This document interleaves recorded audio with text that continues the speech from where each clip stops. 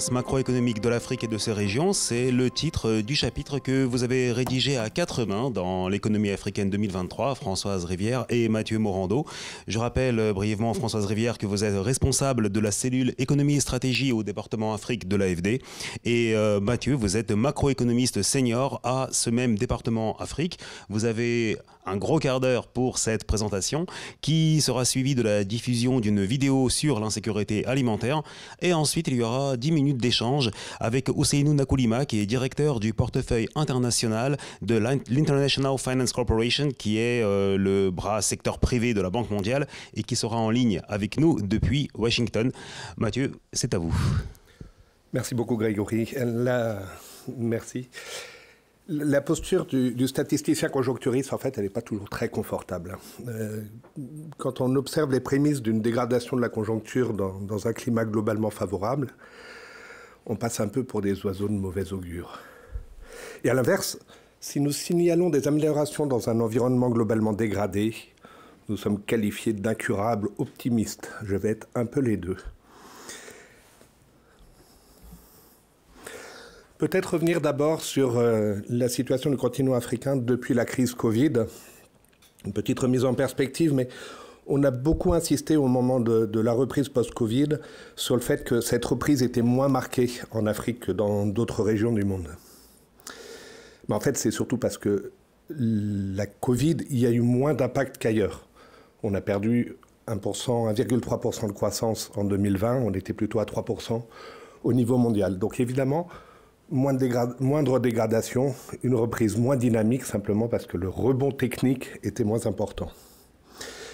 Et le graphique que je vous présente ici, en fait, corrige ce rebond technique pour les différentes régions.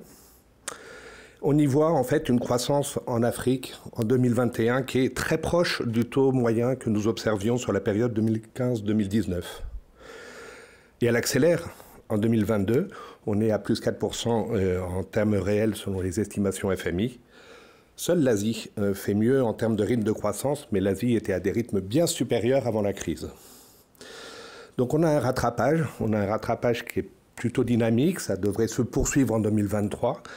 Et ce n'est pas ce qu'on lit souvent dans la presse, dans les publications, y compris des bailleurs. À titre d'exemple, je vous lis un extrait des perspectives économiques mondiales pour l'Afrique subsaharienne. C'est sorti il y a 10 jours. La croissance en Afrique subsaharienne s'est nettement ralentie en 2022. C'est vrai, mais on l'a vu, c'est lié au rebond technique en 2021 et c'est le cas un peu partout. Et un peu plus loin, après avoir rappelé les estimations et prévisions 2022-2024, on dit que le ralentissement de la croissance constitue un obstacle majeur pour le développement économique de l'Afrique subsaharienne. Ralentissement majeur, en fait, j'ai fait un petit calcul, petite règle de 3. Si on considère qu'on était à 90 km/h en 2021, corrigé du rebond technique, en 2022, on est à 130 à l'heure. Et en 2024, selon les perspectives Banque mondiale pour l'Afrique subsaharienne, on est à 150. Donc ralentissement, je pense que si j'explique ça à la marechaussée et à un contrôle, ça va être un peu compliqué. Ceci dit, tout ça, c'est avant de regarder les effets de la croissance démographique. Cette croissance qui est dynamique, ce rattrapage qu'on n'a peut-être pas assez mis en évidence, est en fait largement freiné par une croissance démographique. On est encore à 2,5% de croissance annuelle sur le continent Afrique, quand on est à 1,2 au niveau mondial. Donc évidemment, un coup de frein majeur. Et en Afrique, en fait, on n'a pas retrouvé en 2022, en 2021 ni en 2022 les niveaux de PIB par habitant antérieurs à la crise, alors que c'était le cas dans à peu près toutes les autres grandes régions du monde. Il faut attendre, Thomas le rappelait tout à l'heure, cette année 2023 pour retrouver ces niveaux de PIB par habitant. Puis la Banque mondiale dit même 2024. Donc un grand retard pour rattraper en termes de PIB par habitant. Aujourd'hui, sur le continent, on a encore une dizaine de pays dont le niveau de PIB par habitant est inférieur de plus de 5% à celui qu'il était avant la crise. Donc, quand on regarde au niveau local, on y reviendra juste après, on a évidemment encore beaucoup de rattrapage à faire. Et tout ça pour vous parler, au-delà du PIB, d'indicateurs du développement humain. Le PNUD n'a pas fait paraître les rapports sur le développement humain pendant 2 ans. Sans doute parce qu'il était extrêmement difficile de collecter les statistiques utiles. En tout cas, on a eu un rattrapage avec une parution pour les 2 années 2021-2022. Il en ressort pour le continent africain comme globalement pour le monde 2 baisses consécutives de l'IDH. Un coup de frein brutal, on n'avait jamais vu ça depuis la création de cet indicateur dans les années 90. C'est la première fois qu'il se contracte de manière aussi massive et 2 ans de suite. Et les auteurs estiment qu'au niveau mondial, on a perdu à peu près 5 ans de développement humain. Et quand on regarde un petit peu les différentes composantes, en fait, on a le même ordre de grandeur pour le continent africain. Vous avez bien en tête 3 composantes dans cet indicateur du développement humain. Sur la composante richesse, c'est ce qu'on disait tout à l'heure, un revenu par habitant qui a du mal en Afrique à retrouver ses niveaux d'avant la pandémie. Une composante santé aussi. On a perdu en Afrique subsaharienne 1,4 années d'espérance de vie. C'est exactement la même chose qu'au niveau mondial et ça peut paraître un peu étonnant puisqu'on retenait que la Covid avait eu moins d'impact en Afrique. On a une pyramide des âges qui est plutôt favorable puisque cette maladie touche plutôt les personnes âgées. Mais pour autant, le retard sur les vaccins, mais surtout les difficultés à accéder aux soins ont un impact sur cette espérance de vie et sans doute un impact un peu durable. On a des arbitrages qui sont faits aussi financiers quand il faut accéder à acheter des médicaments, accéder des difficultés de transport pour rejoindre des dispensaires. Bref, tout un tas de choses qui font que tous ces efforts qui avaient pu être faits pour améliorer la santé en Afrique sont un peu perdus. Et puis retard de vaccination, mais pas uniquement vaccination Covid qui joue. Et puis dernière composante dans cet indicateur du développement humain, c'est toute la composante éducation. Peut-être rappeler qu'il y a 2 choses qui sont mesurées. C'est le nombre d'années effectives dans le système scolaire et le nombre d'années escomptées. Et là, le problème, c'est que ces indicateurs, par leur mode de collecte, mettent du temps à se mettre à jour. Donc aujourd'hui, on ne voit pas vraiment de fracture majeure sur cette composante de l'indicateur, mais je suis assez inquiet sur ce que ça va donner à plus long terme sur le continent africain. On sait que dans certains pays, les fermetures d'écoles ont été beaucoup plus longues qu'ailleurs. Et puis tous les enfants ne sont pas retournés à l'école après. Il peut y avoir des filles qui ont été mariées, il peut y avoir des enfants ou des adolescents qui se sont mis à travailler. Donc on anticipe un peu des pertes d'apprentissage qui peuvent évidemment être en fait des pertes d'investissement pour les personnes et qui vont jouer sur un peu le long terme. Donc c'est un sujet qu'il faudra continuer à regarder de près, mais qui est une source d'inquiétude. Je voudrais juste présenter maintenant par région. Thomas Méléonneau le disait tout à l'heure, le rappelait. En fait, on a des pays diversifiés qui ont bien mieux résisté, qui ont bien mieux rebondi après la crise Covid et dans la durée. Donc, d'ailleurs, les pays diversifiés sur le continent africain avaient maintenu une certaine croissance en 2020. 2% de croissance maintenue en 2020, ce qui est un peu une exception. Et puis vous le voyez sur le graphique, ça rebondit bien avec des rythmes de croissance autour de 5%. Et c'est ceux qu'on a observés, on est un tout petit peu en deçà, mais c'est ceux qu'on a observés sur la période 2015-2019. À l'inverse, pays pétroliers, pays extractifs, il y a un peu plus de soubresauts et ils ont plus souffert évidemment au moment de la crise Covid elle-même. On se souvient que les prix du pétrole et des matières premières avaient fortement chuté. Elles ont rebondi dès 2021 et on a retrouvé de la croissance forte dès 2021. Donc c'est toujours ce rebond technique. Et puis depuis, des cours plutôt élevés sur le pétrole qui ont un peu d'effet d'aubaine qui ont permis un peu de se maintenir, mais on n'est pas sur des rythmes extrêmement dynamiques et puis on était avant même le déclenchement de la Covid sur des rythmes une croissance assez molle. Un dernier mot sur les économies touristiques, évidemment les plus impactées au moment de la crise, avec les fermetures des frontières absolument partout, un effet rebond qui est massif.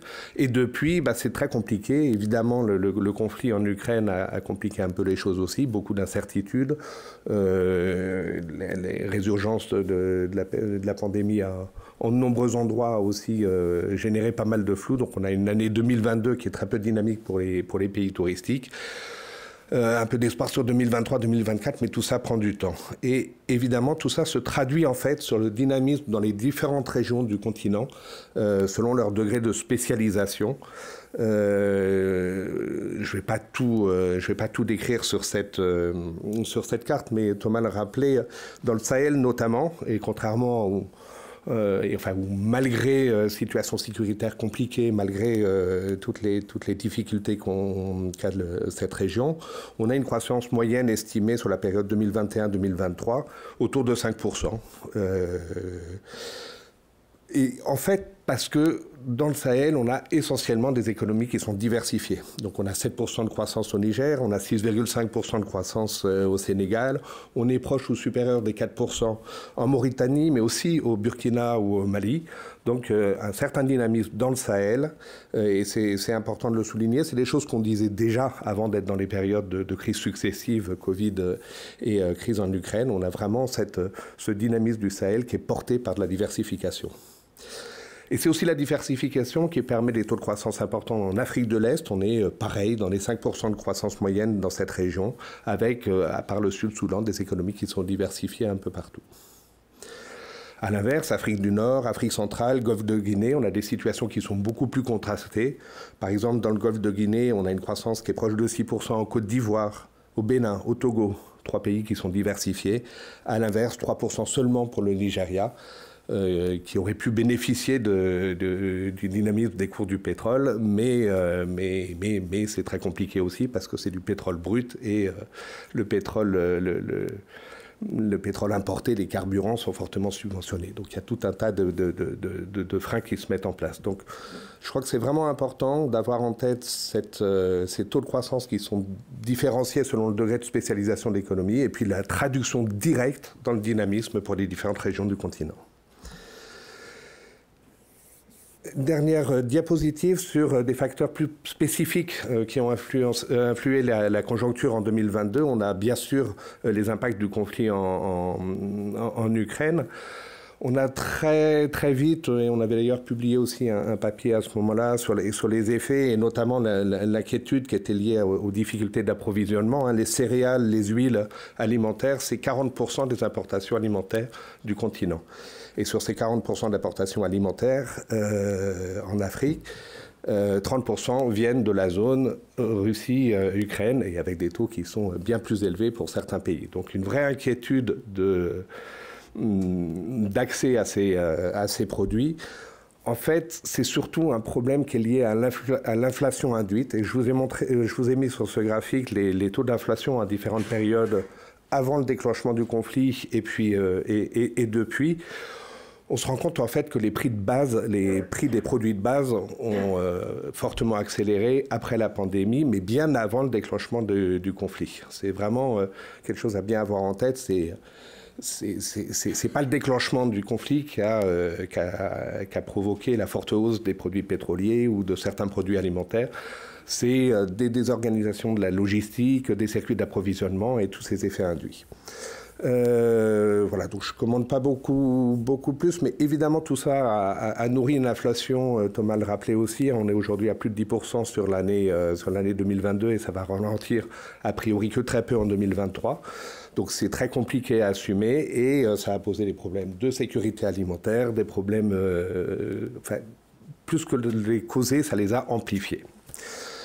Voilà, mais je vous remercie. J'ai pris, François, je t'ai pris quelques minutes supplémentaires. Non, ou d'accord.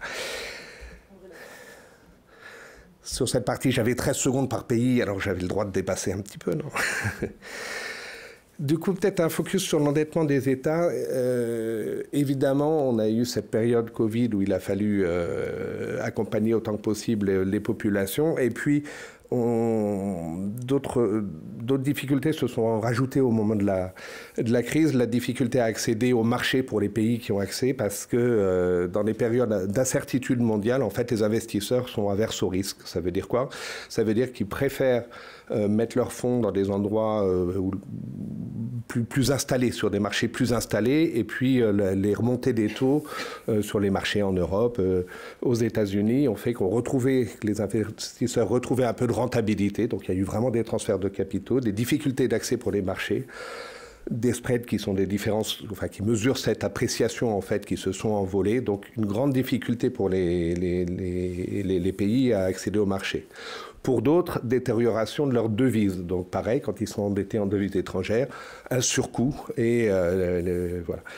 Au total, en fait, le réendettement, donc la nécessité d'accéder à d'autres types de financement et un endettement qui s'est fortement accéléré au moment de la crise, puis encore en 2021, en fait, on retrouve des niveaux d'endettement qui sont pas très loin de ceux qu'on a observés au début des années 2000, c'est-à-dire avant l'initiative en faveur des pays pauvres très, très endettés.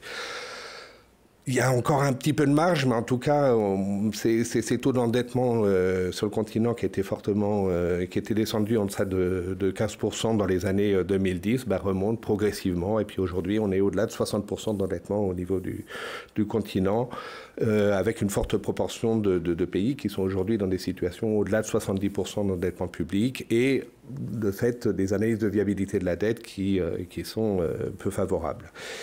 Dans ces conditions compliquées d'accompagner, alors que les besoins sont évidemment extrêmement importants. Donc il faut, voilà, capacité d'absorption de choc un peu compliquée. Je te laisse prendre le relais, Françoise.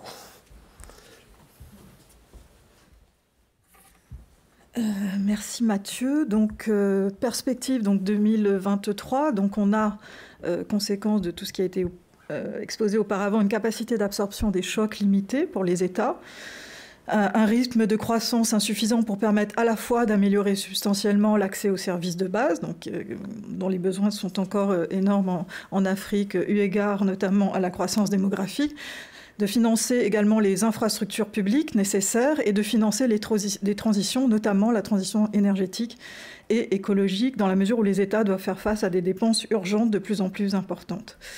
D'autant que la capacité, on l'a vu avec le graphique sur le réendettement, la capacité des gouvernements à agir est obérée du fait d'un endettement qui s'est rapidement accru et de conditions financières nettement dégradées donc, sur les marchés internationaux pour les pays qui ont accès au financement externe. Donc cela a été dit auparavant, hein, hausse par Thomas, hausse des taux directeurs, je ne vais pas le répéter, pour faire face aux taux d'inflation très élevés, d'abord aux États-Unis et en Europe, donc les plus élevés depuis 40 ans. On a également une aggravation de la fragilité des États en parallèle. Donc, selon l'indice des États fragiles du Fund for Peace, 21 pays africains figurent parmi les 29 considérés comme en état d'alerte. Donc, parmi eux, de nombreux États fragiles du continent, avec des indicateurs relatifs à la sécurité, aux conflits intracommunautaires, à la légitimité des organes de gouvernance qui se sont dégradés concomitamment aux indicateurs économiques. Et puis vous connaissez la situation plus particulièrement des États comme le Mali, le Burkina Faso ou la Guinée qui ont été fragilisés par des coups d'État et des situations politiques particulièrement tendues. Alors les perspectives de reprise sont plus qu'incertaines, elles dépendent d'un certain nombre de paramètres. D'abord, l'évolution du contexte international, dont les incertitudes relatives d'abord à la reprise chinoise. Donc comme vous le savez, en 2022, la croissance chinoise a perdu 5 points, elle est passée de 8% en 2021 à 3%, avec des mécanismes de transmission de ce ralentissement que l'on connaît, hein, donc de mécanismes de transmission par la demande, donc par les exportations. Cela se traduit aussi sur le cours des matières premières, mais également par le biais des financements et par le biais des investissements directs chinois à l'étranger, en Afrique en l'occurrence. Cela va dépendre aussi de l'évolution des politiques monétaires. Va-t-on continuer à ce resserrement monétaire, des politiques monétaires restrictives, ou va-t-on assister à un assouplissement de ces politiques et plus largement les conditions de financement donc sur les marchés internationaux. Ça va dépendre aussi de la soutenabilité des mesures publiques de soutien à l'économie, donc cela directement corrélé à la situation d'endettement des pays, soutenabilité des mesures publiques, et y compris des mesures publiques d'urgence, par exemple les subventions aux denrées alimentaires ou aux produits énergétiques. Cela va dépendre aussi de la mobilisation des financements internationaux, de la capacité des banques publiques de développement ou des bailleurs de façon plus générale, donc à pouvoir accompagner donc, ces reprises, auxquelles s'ajoutent des risques que vous connaissez, hein, auxquels le continent fait face de façon récurrente, donc des risques climatiques, sécuritaires et politiques qui ne sont pas forcément prévisibles. Les besoins de financement restent considérables. Alors le FMI avait évalué en 2021, pour la période 2021-2025, à 285 milliards les besoins de financement du continent. On sait que ce chiffre est largement sous-estimé, donc avec les conséquences de l'inflation, les dépenses d'urgence que j'évoquais visant à limiter les effets de l'insécurité alimentaire, etc. Donc la directrice générale du FMI, interviewée il y a quelques mois, disait que les besoins sont aujourd'hui presque 2 fois plus importants que ce qui avait été, que les 285 milliards en question, donc plus de 500 milliards, pour que les pays africains retournent sur la trajectoire de convergence. Et je suis d'accord avec Mathieu, il ne faut pas oublier qu'avant ces 2 chocs, on avait eu, durant la décennie 2000 et 2010, des progrès importants, y compris en matière d'indicateurs de développement humain. On a des coûts croissants liés aussi à l'adaptation au changement climatique. Donc, le FMI estime à 50 milliards les besoins. A mis en place, donc, on pourrait en parler, des instruments financiers destinés aux populations les plus vulnérables, donc récemment, dans un contexte où ces besoins de financement ne peuvent être couverts par la finance de marché, étant donné le contexte, et les bailleurs de fonds privés, et où de nombreux pays d'Afrique subsaharienne, selon le FMI, peinent déjà simplement à répondre aux besoins essentiels de leur population s'ils ne peuvent pas compter sur un surcroît d'aide financière internationale. À noter qu'en pourcentage du PIB, des pays bénéficiaires, l'aide publique au développement a diminué durant les années 1980, depuis les années 1990. Alors, donc, je ne vais pas être plus longue parce que j'essaie d'enlever. Donc, juste revenir un petit peu sur l'insécurité alimentaire. Donc, on a évoqué le prix des denrées alimentaires, donc, qui continue à être une des causes de cette insécurité alimentaire, plus finalement que les difficultés d'approvisionnement. Donc l'Afrique subsaharienne était déjà la région du monde qui présentait la plus forte prévalence de la sous-alimentation, avec 278 millions de personnes concernées en 2021, soit un quart de la population. En 2022, 123 millions de personnes sont en situation d'insécurité alimentaire aiguë. Et on pressent que le renchérissement de ces produits alimentaires, les contraintes budgétaires qui limitent les capacités d'intervention des États, etc., ces causes vont perdurer en 2023.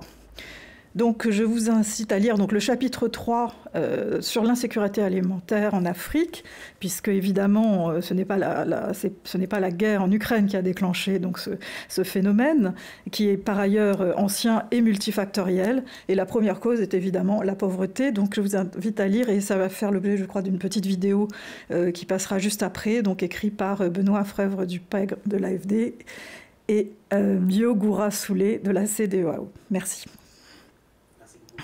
Et nous allons pouvoir maintenant justement voir cette vidéo sur l'insécurité alimentaire que vous avez évoquée.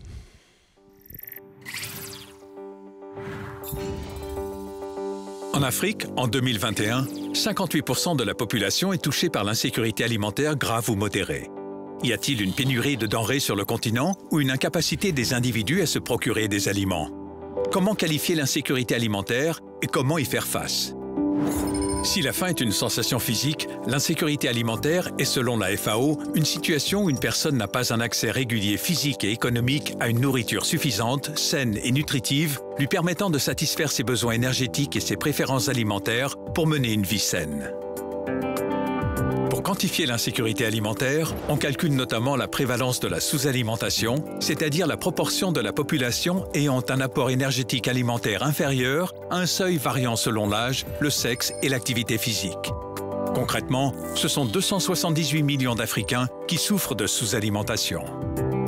Malgré certaines améliorations des indicateurs de sous-nutrition, comme la prévalence du retard de croissance des enfants de moins de 5 ans ou l'insuffisance pondérale à la naissance, le nombre d'individus en situation d'insécurité alimentaire continue d'augmenter. En parallèle, une autre forme de malnutrition progresse en Afrique, l'obésité, qui touche près de 13% de la population. L'insécurité alimentaire a donc plusieurs facettes à prendre en compte simultanément pour qualifier l'ampleur du phénomène. Quelles sont donc les origines du problème ? L'Afrique produit-elle assez d'aliments pour nourrir l'ensemble de sa population? Quasiment, car 89% des besoins sont couverts par la production agricole à l'intérieur du continent. Malgré certaines différences entre les régions, le risque de pénurie n'est globalement pas plus important en Afrique qu'ailleurs. Mais si les aliments sont disponibles, les individus peuvent-ils les acquérir? Le faible pouvoir d'achat et la cherté des aliments sains et nutritifs sont les principaux obstacles à l'acquisition d'une alimentation adéquate. C'est donc bien la pauvreté qui est le moteur de l'insécurité alimentaire.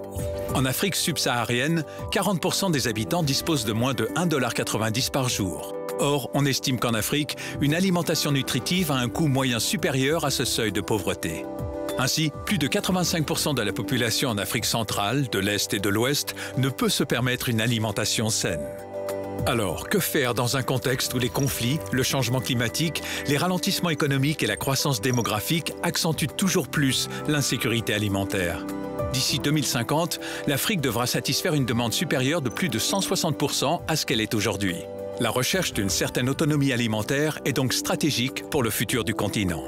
Améliorer à la fois la disponibilité et les conditions d'accès aux aliments est un objectif crucial et nécessite des choix politiques décisifs. Parmi les priorités, il faudra accroître la production agricole en améliorant les rendements sans détériorer l'environnement, accompagner l'évolution des régimes alimentaires et la variété des cultures, créer des emplois et réglementer les salaires pour une plus juste rémunération du travail. Et surtout, veiller à la stabilité des prix par des politiques de soutien pour augmenter les revenus des agriculteurs et réduire la pauvreté. Si les aliments sains et nutritifs sont trop chers et inaccessibles, toute mesure visant à accroître le pouvoir d'achat, et notamment celui des populations rurales les plus pauvres, diminuerait l'insécurité alimentaire de manière globale. Face aux nombreux défis à relever, la lutte contre l'insécurité alimentaire en Afrique devra donc passer par plus de souveraineté, c'est-à-dire par moins de dépendance aux importations, mais aussi par des politiques agricoles et commerciales plus favorables aux agriculteurs.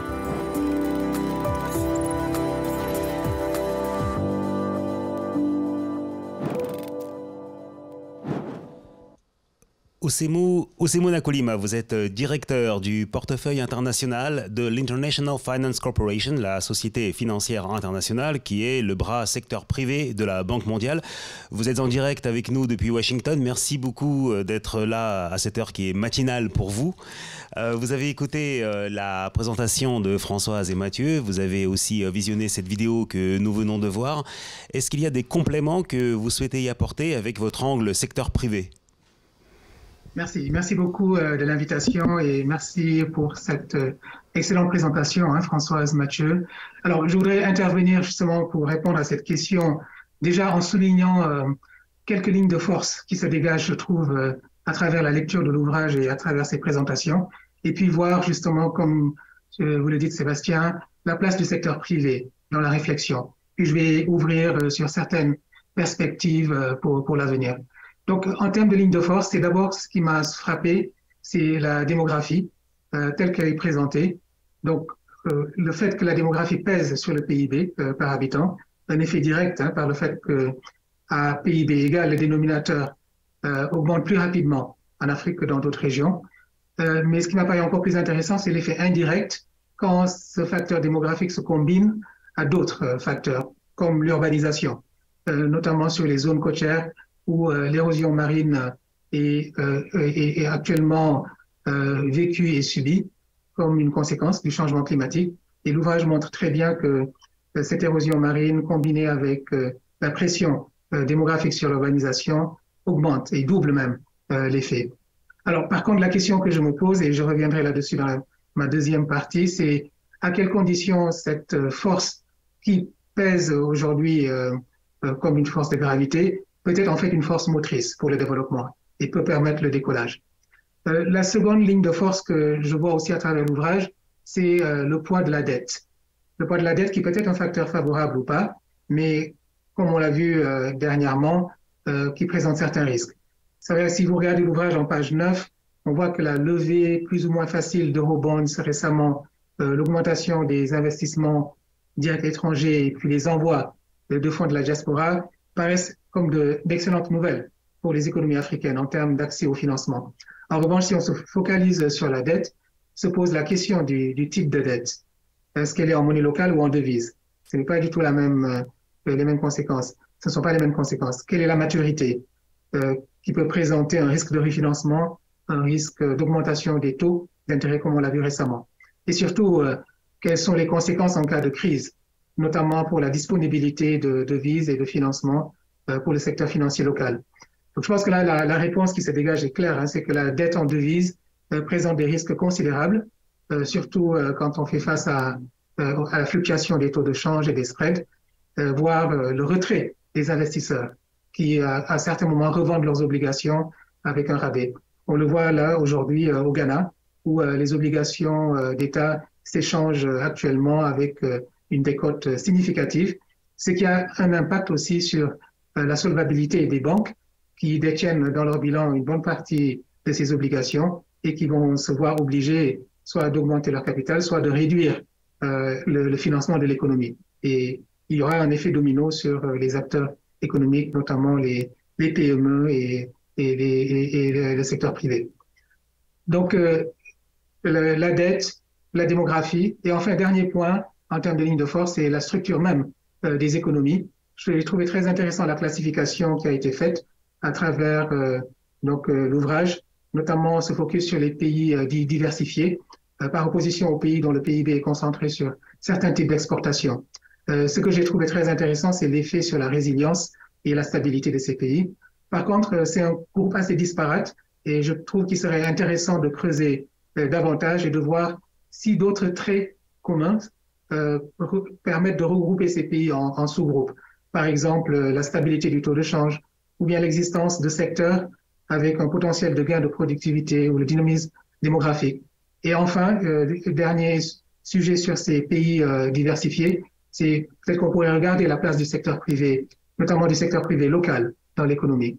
Ce qui m'amène en fait à mon second point et en répondant directement à votre question, qu'est-ce qu'on voit dans notre angle de vue au niveau de la IFC, de International Finance Corporation. Comme vous l'avez dit, notre focus est le financement du secteur privé. Je pense qu'il y a un sujet, par exemple, que l'ouvrage touche du doigt, qui est la sécurité alimentaire. Et l'ouvrage montre clairement que même s'il n'y a pas de corrélation entre dépendance à l'égard des importations céréalières et prévalence de la sous-alimentation, il est très clair que l'autonomie alimentaire contribue à la sécurité alimentaire. Et cela donc passe par justement l'émergence d'acteurs privés dans ce domaine de l'agro-business. Et ce sont ces acteurs privés qui permettent d'augmenter la productivité.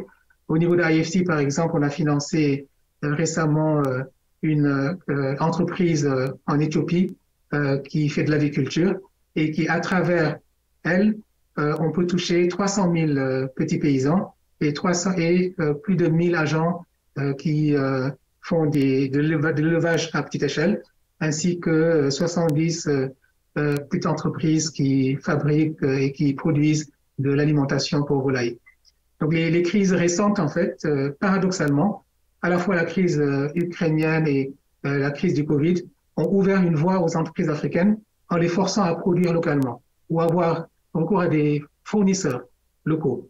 C'est très intéressant de voir comment certains, notamment même dans l'industrie manufacturière, ont pu émerger en substituant justement les importations, notamment de Chine, par de la production locale.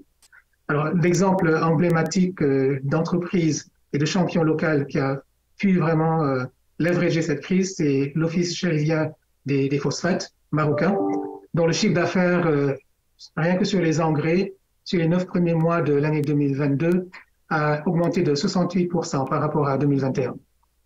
Et donc, nous, on le note bien au niveau d'IFC, où certains de nos clients ont vraiment eu une bonne amélioration de leurs résultats.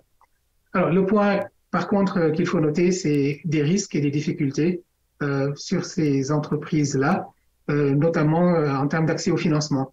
On voit pas mal de problèmes d'accès à la liquidité et le secteur bancaire, surtout dans ces circonstances, n'est pas un recours suffisant. Et donc, il faut que, comme l'a dit Françoise dans son introduction, on puisse imaginer pas seulement donc, des financements à long terme, mais aussi des instruments de financement à court terme pour pouvoir apporter cette liquidité. Lors de la crise du Covid, les pays avancés avaient pu justement dégager beaucoup d'aide à leurs économies, à leurs entreprises, parfois jusqu'à 20% du PIB, là où dans les pays en développement, c'est ce qu'on a observé, c'est au maximum 2% du PIB qui a été apporté comme aide au soutien aux entreprises locales.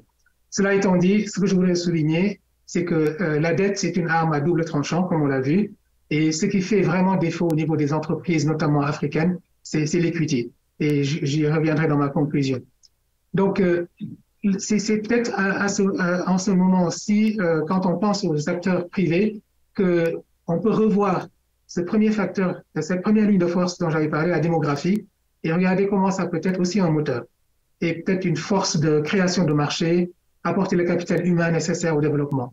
Cela est possible, mais à condition justement pour ce marché d'avoir la capacité de payer les produits et aussi la capacité de créer les formations et les emplois qui permettent de bien capitaliser sur ce capital humain. Donc c'est une transition qui peut prendre du temps, mais moi la fenêtre d'espoir que je vois aujourd'hui à travers notre expérience au niveau de l'IFC, c'est qu'il y a des gains de productivité extrêmement rapides qu'apportent certaines innovations locales, notamment par le digital, à travers certaines startups. Nous avons financé des startups qui utilisent justement les instruments digitaux pour accompagner au niveau de la logistique certaines chaînes de production, certaines chaînes de valeur.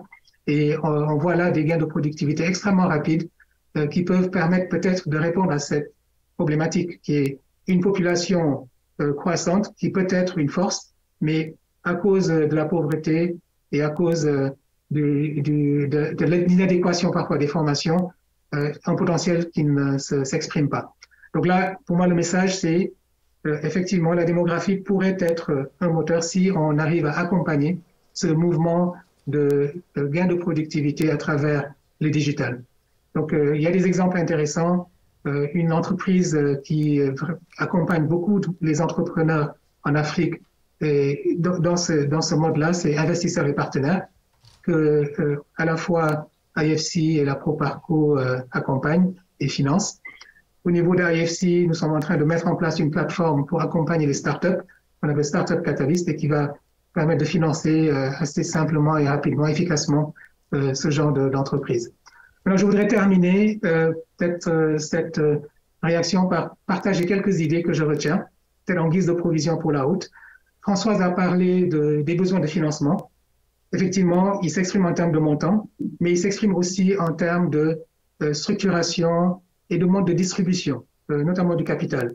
La question, c'est quels sont les modes de structuration qui permettent de réduire l'exposition au risque de change, l'exposition au risque de taux d'intérêt et l'exposition à la volatilité des marchés internationaux. Pareil, comment peut-on accompagner ces entrepreneurs locaux, ces petites innovations locales par du capital, mais pouvoir distribuer ce capital avec le minimum en termes de frais de transaction et avec le plus d'accompagnement possible en termes d'assistance technique. C'est une question sur laquelle nous travaillons, pour laquelle je trouve qu'il y a encore beaucoup de progrès à faire, mais qui est passionnante et qui pourrait peut-être, lors de l'édition 2024, montrer vraiment une différence.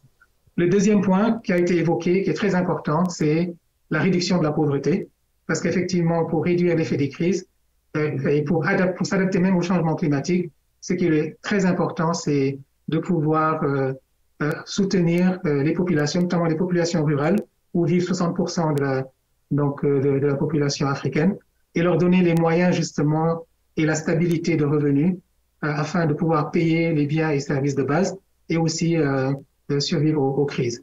Voilà, donc c'est ce que je voulais partager comme idée, comme réaction.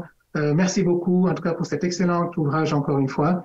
Je trouve que ce que j'en tire aussi, c'est qu'il est important de s'approprier cette idée d'un monde en commun que promeut l'AFD, aussi bien au niveau global qu'au niveau local. Au niveau global, où agissent ces forces d'ordre 1, mais au niveau local aussi, où se fait l'innovation et où se joue la question du développement. Donc, bravo pour un ouvrage original et stimulant qui ouvre des pistes de réflexion pertinentes pour répondre aux défis de l'économie africaine. Merci. Merci beaucoup Sinouna Koulima. Merci aussi à Françoise et Mathieu pour leur présentation de ce chapitre, dont vous trouverez d'ailleurs une version abrégée dans The Conversation aujourd'hui. Nous allons maintenant passer aux questions et aux réponses. Est-ce qu'il y a des questions dans la salle? Si oui, levez la main. On a une personne qui va vous donner le micro. Voilà, 2 questions déjà dans la salle. Voilà, je veux juste vous demander d'être très concis dans les questions parce qu'on a une dizaine de minutes en tout pour que toutes les questions puissent être posées et que les réponses puissent être apportées. On a aussi eu des questions par Internet. Monsieur. Oui, bonjour, je m'appelle Jean-Louis Gaillard, je suis vice-président de ACP Énergie. Je voudrais poser une question à monsieur Nkoulima par rapport au Ghana dont il parlait. Le Ghana a fait l'objet d'une étude très, très complète l'année dernière par la Banque mondiale pour identifier les problèmes de développement, pour faisant face à la fois à des problèmes de formation et aux problèmes de développement des entreprises. Alors nous discutons actuellement avec la Mineral Commission du Ghana, c'est-à-dire le ministère des Mines du Ghana. L'idée étant de savoir comment on peut profiter des projets miniers qui enfin ressortent, qui sont des projets majeurs, pour créer, à travers le local content, non pas de faire du local content pour faire du local content, mais de faire de l'in-country value. C'est-à-dire de développer un certain nombre de compétences et de structuration d'entreprise qui seront utiles pour l'avenir, pour l'industrialisation du Ghana. Et ma question est la suivante. Alors, en particulier, le Ghana, il y a 1 million de personnes qui travaillent en emploi informel dans les mines. Donc, un des sujets, c'est un sujet assez important à traiter et on pourrait faire des progrès sur le sujet. Et la Banque mondiale a bien identifié les lacunes qu'il y a à la fois dans le domaine de la formation et qu'il y a aussi dans le domaine de ces entreprises qui n'ont pas réussi à se développer. Alors, ma question est la suivante, c'est à partir du rapport publié par la Banque mondiale, qui identifie bien un certain nombre de lacunes, voire même un certain nombre de solutions, comment peut-on s'appuyer sur ce rapport et je sens bien que la Mineral Commission est un petit peu frileuse sur le sujet, pour obtenir des financements ou présenter des projets directement à la Banque mondiale, alors que ces projets n'ont pas été listés. Ce qui est listé, c'est une sorte de feuille de route générale. Qu'est-ce qu'on a comme outil intermédiaire entre la feuille de route et les projets qui ne sont pas encore listés par le pays? Merci. Oseo Nkoulima, vous pouvez répondre? Très bien, merci monsieur pour votre question. Alors, nous avons eu un cas similaire, en fait, un financement qu'on a apporté récemment à l'anglo-américaine et qui avait été adossé à certains objectifs de ce genre, en termes de formation, en termes d'impact social. Et l'instrument que nous avons utilisé, c'était justement des incitations financières positives pour que si certains de ces objectifs, et avec des indicateurs chiffrés, étaient atteints, l'entreprise allait bénéficier de réductions sur le coût du financement. Donc on peut imaginer peut-être des schémas similaires où, alors, votre entreprise peut mettre en œuvre un projet, mais en ayant en même temps certains objectifs de type sociaux ou de type impact local et structurer le financement de sorte que, une fois que ces objectifs sont atteints, vous puissiez aussi en bénéficier en termes financiers. Donc c'est quelque chose qu'on peut regarder et je serais ravi de poursuivre la conversation avec vous après cette conférence. Bon, si je peux obtenir votre mail, ça sera peut-être plus simple. On vous transmettra ça à l'issue de la conférence. Monsieur, vous avez une question aussi?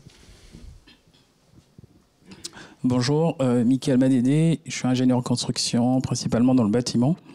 Depuis le début de la conférence, on a beaucoup parlé de développement humain. On a beaucoup parlé de la croissance démographique en Afrique. Je suis franco-congolais, donc de mes séjours aussi bien là-bas et ici. Depuis ces dernières années, j'ai fait le choix de me tendre plutôt vers l'Afrique, sur des projets financés entre autres par l'AFD. Et les 3 sujets qui m'importent, c'est le premier, l'accès à l'éducation. Le second, c'est le lieu de vie, là où vivent les Africains, puisqu'il y a de gros problèmes d'assainissement. Et le troisième, c'est l'accès aux soins. On parlait d'insécurité alimentaire. J'aimerais savoir comment l'AFD ou l'IFC s'y prend pour accompagner des projets permettant de régler ces problèmes-là, parce que je crois beaucoup à l'initiative privée, ne pas que s'asseoir sur les gouvernements publics. Comment votre institution ou l'AFD peut accompagner des boîtes, des entreprises aussi bien africaines, les entreprises françaises? Merci. Oui, c'est peut-être encore une question pour M. Nkoulima, allez-y. Très bien. Alors, à la fois l'éducation, la santé, l'habitat, notamment l'habitat social, font partie de nos priorités. Et nous finançons à la fois des banques qui vont accompagner des PME dans ces différents secteurs, des fonds d'investissement qui vont aussi fournir du capital à des PME et certaines grandes entreprises qui sont dans le domaine, notamment des Si vous parlez du cadre de vie, du lieu de vie, des promoteurs immobiliers, en leur apportant aussi de l'assistance technique.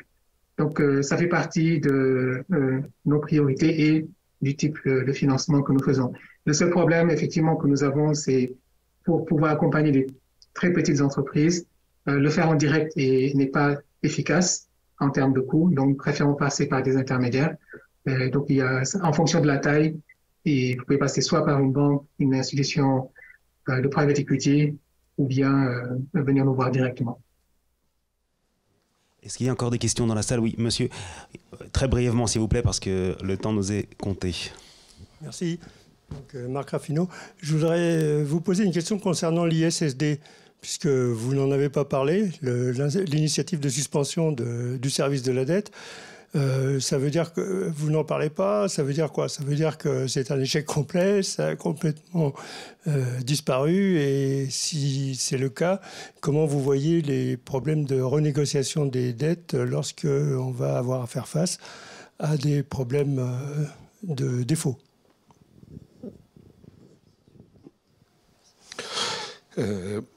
Bon, en 12 minutes, c'était compliqué de reprendre tout ce qui est décrit dans l'ouvrage, mais on l'évoque. Après, on l'évoque moins parce c'est presque un peu derrière nous, hein. C'est-à-dire qu'on est à la fin, les reprises de remboursement se font. On l'évoque indirectement, c'est-à-dire que dans la dette, il y a aussi de la dette qui avait été mise un peu entre parenthèses, mais qui est toujours là et qu'il faut rembourser. Donc ça rentre dans la problématique un peu commune d'endettement. Qu'elle on évoque, hein. On avait ce graphique notamment qui montre qu'on revient dans des situations compliquées, hein. Je l'ai évoqué très rapidement, mais les AVD, les analyses de viabilité de la dette, aujourd'hui, on n'a plus aucun pays en Afrique qui est en dette faible. On a de la dette modérée, on a de la dette élevée, on a un certain nombre de pays en détresse de dette, mais on n'en a plus aucun qui soit en niveau faible. Merci. Y a-t-il encore une question dans la salle? Oui. Voilà. Monsieur, allez-y. Bonjour, c'est bon, ça fonctionne? Ok, bonjour, moi c'est M. Kaba Mori, je suis de la Guinée-Conakry. Je travaille au ministère de la Sécurité et de la Protection civile. D'abord, je tiens sincèrement à remercier l'auteur qui s'est beaucoup plus intéressé à la situation de notre continent et tout. Et à travers les passages qui ont été dits tout à l'heure, j'ai compris vraiment qu'il a mené une certaine recherche avant de se mettre à l'œuvre. Pour cela, je tenais vraiment à vous remercier parce que une personne qui s'intéresse à votre continent, qui essaie d'élucider les questions, vraiment les problèmes de votre continent, c'est une personne vraiment à remercier. Alors, ma question est de savoir, parce que c'est une question qui vient à tout moment et tout, pourquoi les Africains ont du mal à lever les fonds? Parce qu'il arrive des moments où même l'AFD ou la Banque mondiale, ils font des promesses d'accompagnement souvent et tout, mais l'absorption est très difficile. Parce qu'après, il y a des contraintes qu'ils essaient de ressortir après, on ne comprend pas, mais j'aimerais savoir pourquoi l'absorption des fonds sont un peu difficiles par les pays africains. Je vous remercie.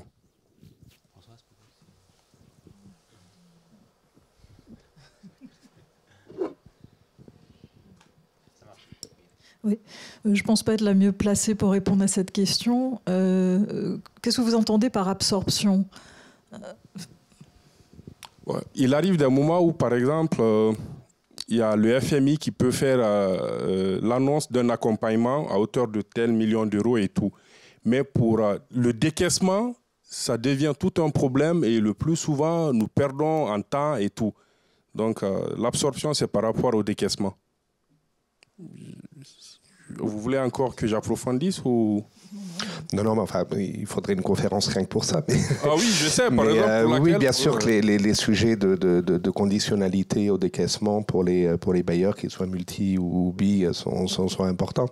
Après, enfin, il y a plein de choses derrière, hein. Il y a les niveaux d'endettement, on en a parlé en viabilité de la dette, on ne peut pas ne pas en tenir compte. Mais on n'intervient pas que sous forme de prêt. Donc après, il y a les négociations sur les éléments dons et tout, mais l'argent il tombe pas, quoi. Et après, sur les conditionnalités, c'est sûr que nos dossiers sont toujours compliqués, comme le sont ceux de la Banque mondiale, ceux du FMI et tout, mais c'est aussi de la sécurité pour nous, pour les gouvernements, pour ceux à qui on prête. C'est la cohérence dans les interventions. On parlait climat et on va en parler beaucoup tout de suite. Voilà, donc il y a beaucoup de choses qui font que c'est pas si simple. Après, ce qu'il faut regarder, c'est les volumes de financement. Est-ce qu'ils sont là? Est-ce que les trajectoires sont les bonnes? Et voilà. Mais enfin, je pense que ça serait vraiment un sujet entier, quoi. Voilà, malheureusement, nous n'avons plus beaucoup de temps. Une petite question qui nous est posée par l'un de nos spectateurs sur Internet, qui en demande plus sur le concept de pays ayant une économie diversifiée. Qu'est-ce que ça implique exactement? Qu'est-ce qu'on entend par là et en quoi ils se distinguent des autres pays et les pays africains? En quoi sont-ils des pays diversifiés, ce qu'ils sont? Alors, juste la définition, vous la trouverez, il y a un tableau dans l'ouvrage Repère qui rappelle ça. En fait, ils sont construits comme par élimination. On a des pays exportateurs de pétrole, on a des pays exportateurs d'autres minerais, on a des pays touristiques, et ceux qui ne sont ni sont les pays diversifiés. Alors voilà, c'est un peu trivial, mais ce qui est important, et c'est pas la première édition où on évoque cette catégorisation. Ce qui est important, c'est de montrer qu'on a une plus forte résilience, c'est-à-dire qu'on peut avoir des rythmes de croissance plus importants quand les cours mondiaux sont favorables pour un pays exportateur de pétrole, mais souvent ça va pas durer. Donc on se retrouve avec des rythmes. On regarde les pays exportateurs de pétrole sur la période 2015-2019 où les cours étaient tombés, on a une croissance qui est extrêmement molle. Donc c'est vraiment quelque chose qu'il faut regarder plus structurellement. Et là, effectivement, les pays les plus diversifiés sont ceux qui arrivent à mieux passer ou à mieux rebondir après les crises. Voilà. Très bien. Merci beaucoup. Merci à tous les trois. Merci Françoise, Mathieu et Ousmou. Merci pour ces interventions très riches. Malheureusement, on ne peut pas répondre à toutes les questions parce que nous n'avons qu'une heure pour notre première session qui est maintenant terminée. Nous allons pouvoir passer à la suivante. Merci.